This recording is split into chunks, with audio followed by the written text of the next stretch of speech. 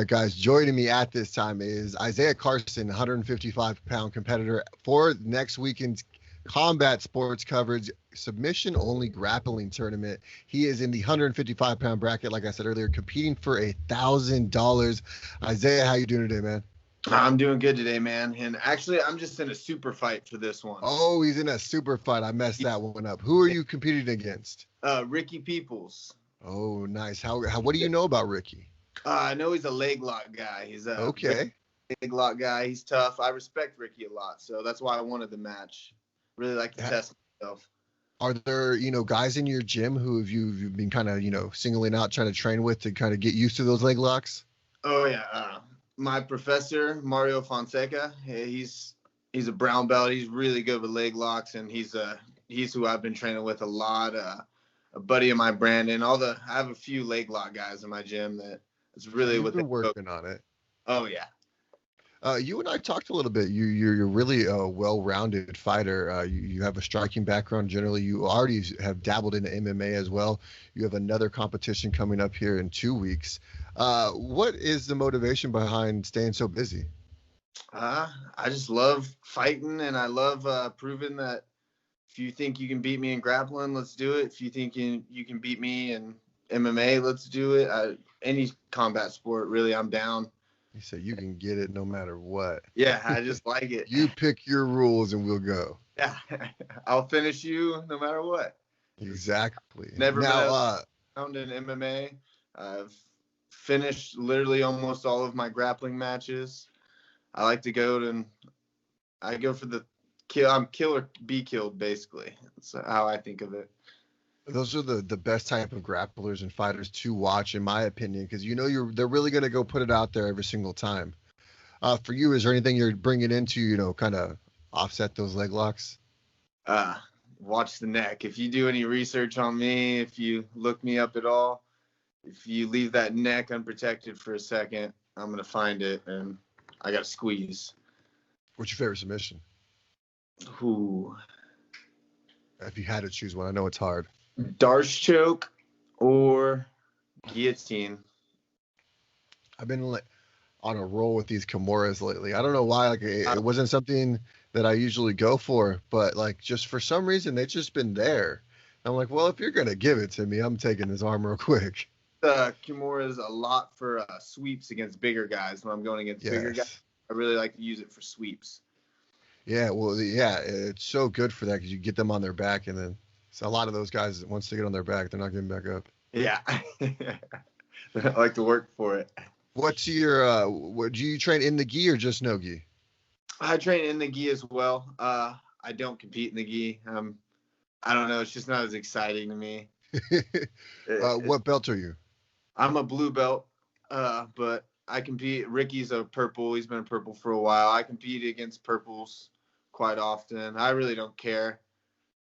I just look for, anytime I'm looking for a match, I look for the toughest competition I can possibly get. So it's proven to work pretty good so far. Yeah. In 2020, I had a pretty good year on the grappling scene. Mm-hmm. I competed a ton, man. Just from October to December, I think I had 4 pro grappling matches. I did them all with submissions. So it's been a crazy time, especially for amateur MMA. It's really hard to get fights. Out of those 4 grappling competitions, what was your most memorable? Yeah. What's the most memorable? Yeah. I'd say the Third Coast grappling one, my last one I did at the end of the year. Mm-hmm. They're a huge promotion for jiu-jitsu. Yeah. And it was a really cool experience. I ended up on the main card. I don't know how, but I didn't complain. But with a whole bunch of world champions and black belts, and I ended up getting a finish by guillotine choke in, I think, 51 seconds. Ooh, that was probably my most memorable. Take the neck and let's go home. Yeah. You got Melvin Gillard on this card. Yeah, I need to get crazy, right? I gotta get a picture. I'm a huge fan. How excited are you to be sharing we're not exactly sharing the mats, but being on the same mats as a UFC veteran? That's crazy, man. That's wild. I'm a huge fan. I've been watching this sport this is what I've been wanting to do since I was a kid. So I've been a huge fan of his. Yeah, and if people don't realize that you're a huge fan of MMA, you have a son named Edson after Edson Barbosa. Yeah. Crazy. Tell us a little bit about your kids real quick. I have Elliot. He's 6. He's all about the WWE right now. That's how my boy crazy is. about John Cena, Roman Reigns, all that. That's what he wanted everything for Christmas. My daughter Eris, she's just a ball of sunshine. She's literally just, it's crazy. She's just the perkiest, just sassiest person I've ever met. She's a handful. And then Edson's my 1-year-old, and he's a lot like his brother. He's just a 100% boy, running around tearing stuff up. Have you been able to get any of them on the mats yet? No, not yet. Not yet. Eventually. Elliot's trained some. He's 6. He's trained some, but it's just he doesn't like to concentrate on it much right now. He'll mess around and then he turns into full blown wanting to throw punches. Right? Yeah. We are not fighting. Yeah. Whoa.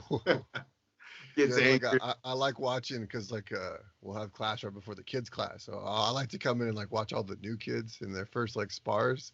Those kids are crazy, man. They're always balls to the wall, 100%, trying to kill each other. Yeah. We have a really good kids program at Triple Threat Jiu-Jitsu where I train, and yeah, it's always funny when the new kids come in and they just go crazy. Go crazy. Over there at Triple Threat, how long have you been training there? I actually just moved over here for my jiu-jitsu in the past year. I was doing everything at Mad Dog MMA, and then Triple Threat, I went over there during the pandemic because me and Mario were getting some secret sessions, I guess. and I ended up just never leaving. Speakeasy Jiu-Jitsu. What's that? Speakeasy Jiu-Jitsu. Okay.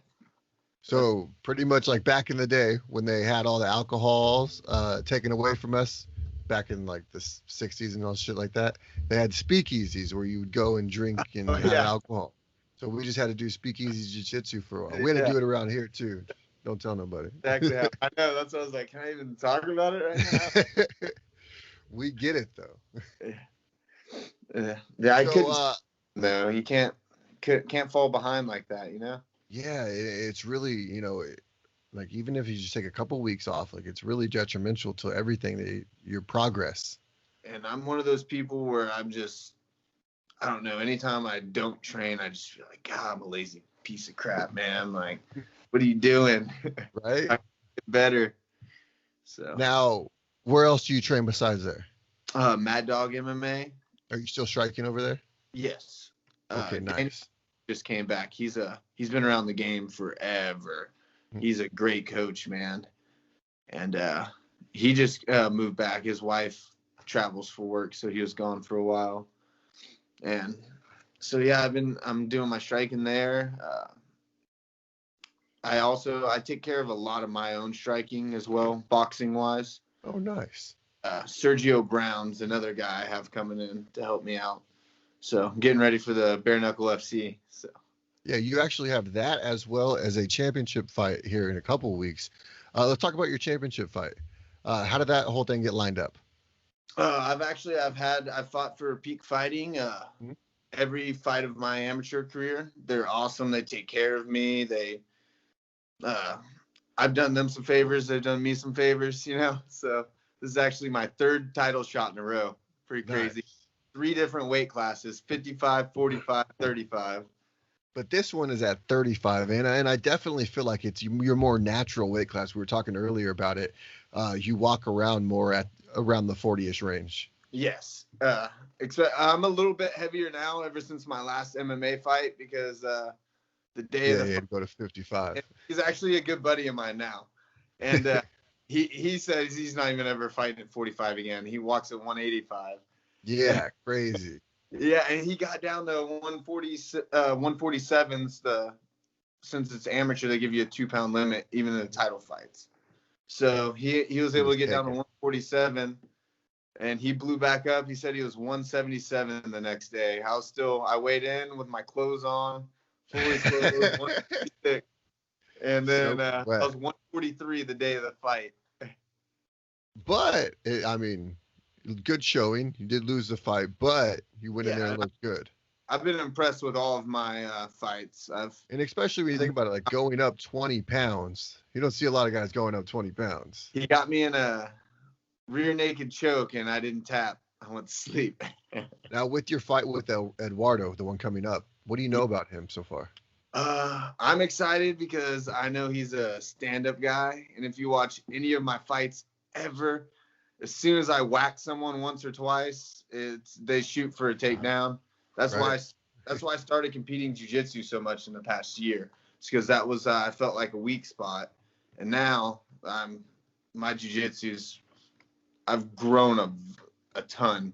That you're ready to go in those exchanges. Oh yeah, and I'm ready to put hands on them. I mean, I've been excited to show my boxing, and all my fights, they've been on the ground the entire time. Other than my debut, I was able to get up off the ground and I knocked him out. And I was at 155 as well. So I'm trying to take fights now. How do you see this one playing out? It's not leaving the first round. I've never had a fight leave the first round. So I'm going to finish him or he's going to finish me is the only option. Someone's going to sleep. So, yeah. And I'm liking my chances. I'm feeling good. Walk out of there, get a belt. What's on the horizon after that? You said the Bare Knuckle FC thing going on, man. That's going to be in March, you said? Yes, March. I signed with Bare Knuckle Management. Paul Tyler, he's my management team, and I'll be making my debut for the Bare Knuckle FC March 2021. So, how excited are you about that? Yeah, I'm pumped, man. That's something I've always wanted to do, and I actually got hooked up through him from a mutual friend, and that knew because I've been talking about it for a while that I want to fight Bare Knuckle. I want to fight all combat sports before I'm done with it all. So, but I signed. They want to sign me to a 3-fight deal with them, so I'm gonna do 3 fights with them, and then see how that goes after that. What would you like to progress more in, MMA or Bare Knuckle? Wherever the money's at, honestly. I got 3 kids. Whoever's going to pay me, right? Yeah, no, I get it, man. I get it. I'm taking a risk in any combat sport, so.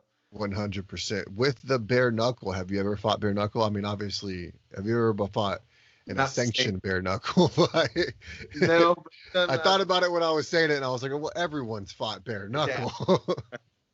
No, but I've done a lot of studying on it, and I've boxed my whole life, so I'm pretty confident.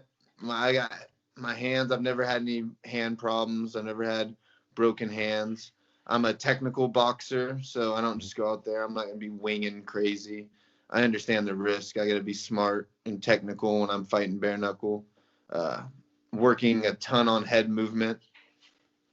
That's a huge thing I want to make sure I have because you see the BKFC fights. Dude, those dudes, they beat the shit out of each other. But no. you get those guys who are able to work the head movement and, have very, very good evasive defensive striking, and they do really well. Oh, no, they do. They do. And what I like about the Bare Knuckle FC too is they are all about action. They want finish, want aggression, and I don't know. I love that. Like, go, just go down. That's the way it should be. I feel like, and that's going to be out in Florida. You said. I don't know. That one could be in Wichita. They're talking about a card in Wichita for March as well. They do. They go all over the place, right? They go like Wichita. They go to Biloxi, Mississippi. Mm-hmm. So it's interesting. It would actually be cool. I lived in Wichita. Okay. I could have some friends come up there. And where are you? You're originally from Texas? I was born in around Chicago. It's like a suburb, Chicago, Illinois, Texas when I was 4. I moved around a lot growing up, but this is home, Marble Falls, Texas. I've lived here most of my life. It's where I made family and I have kids, and So this is where I call home, but I've kind of been all over. And then what do you do for work? Oh, shoot. I work a lot, man. I build pools during the week, and on the weekends, I'm a bartender. Nice. Yeah, usually when you're coming up in the MMA scene, people are just doing whatever they can because the training schedules are so crazy. You know what I Yeah, mean? that's why I have to do I used to just bartend all the time and manage Uh-huh. it, not. But then I had to work nights all the time, and I had kids.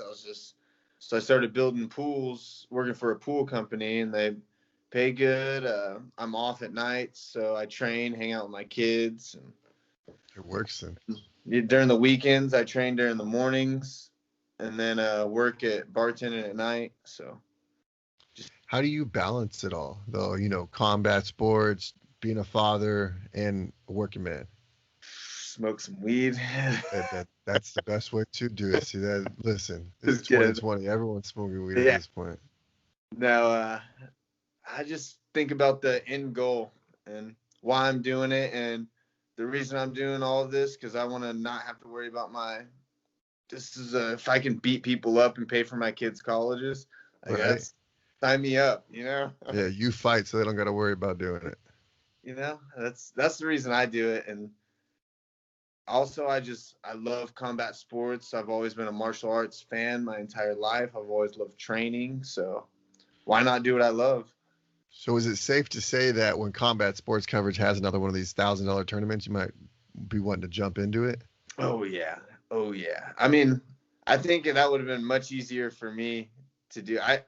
Ricky is a much tougher challenge to me than some of that. I think one black belt did sign up for that $1,000 Hmm. bracket so far, so it would have been cool.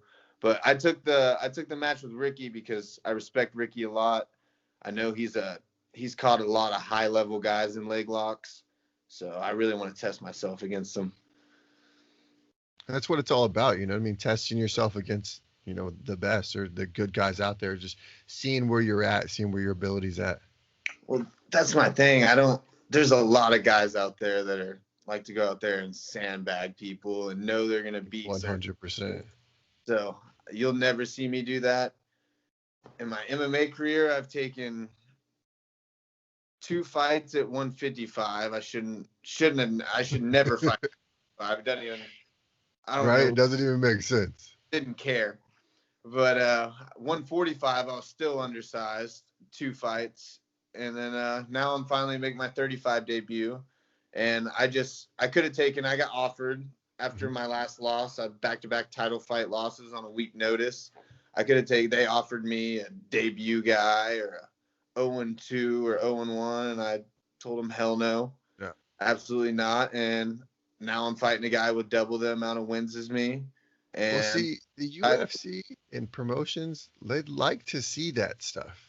There's great that you're 9-0 and you have this beautiful fancy record, but once you lose that O, because you're going to lose an O in the UFC yeah. most likely.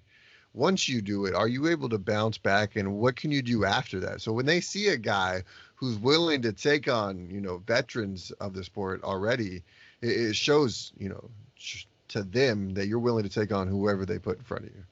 Yeah, and I'm just one of those guys that I really don't care if I win or lose either. I mean, it sucks to lose. I hate losing. I really do. I'm always as mad as anybody else. Right? But at the end of the day, I put my ass on the line. I compete. Like, if you go and look me up, I compete. I choked more people out at the end of the year last year than most people do have on their records. Like, and it's because I put my ass on the line. I'll go out there and compete nonstop. And as soon as I lost, I got heel hooked not that long ago in like Mhm. 15 seconds a while back against a really high level guy. And I didn't cry about it. I booked another match the following weekend and went and choked that guy out. Like, it's just, I just want to keep competing and keep growing and keep getting better no matter what. I don't care if I win or lose as long as I put on a show. 100%. I don't want to take too much more of your time, man. I know how super busy you are. You got the 3 kids and all. But before I let you go, I want to give you a chance to give a shout out to your teammates, loved ones, sponsors, anyone that's really helped you along your journey. I want to first and foremost, I want to give a shout out to my kids. They really do give me the heart of a champion. I wouldn't be able to grind near as hard as I grind and love it if I didn't have them to think about. So that's first and foremost. I want to give a shout out to Triple Threat Jiu-Jitsu, Mario Fonseca. They've really and Brandon Crawford, they've really been working with me on leg lock defenses, just drilling and getting me ready. So I'm excited. And I want to give a shout out to my mother and family in general that are always helping watch the kids so I can go compete or watch so I can go train. And I couldn't do this alone. I got a strong supporting cast around me. So I want to give a shout out. Obviously, everyone can watch the combat sports coverage on their website. What about your other grappling competition? And then what about your MMA fight? Where can everyone watch those at? I don't know if my other grappling competition will be televised. I'm not sure. They're an up and coming promotion. Mm-hmm. But my MMA fight will be live on pay-per-view on fight.tv. Perfect. And then obviously for the future for my bare knuckle fights, that'll be on the Bare Knuckle FC app. And I'll have you follow me on Instagram now. If you look, I'm always competing. I'm sure before I even make my debut, I'll have a ton more grappling matches. So everyone can get it, any sport. I'm excited. Just pick the rule set. You can get it, Isaiah said. That's my mindset, man. Where can the fans find you on social media? You can find me on Instagram at Isaiah C, on Twitter at Isaiah C, and on Facebook, Isaiah Malik Carson. There you guys have it. Ishiah Carson competing in the 155-pound super fight combat sports coverage submission only grappling competition. Thank you again for sitting down with us, Isaiah, and can't wait to do this again. All right. Thank you. Of course, man. Have a good day. I appreciate it.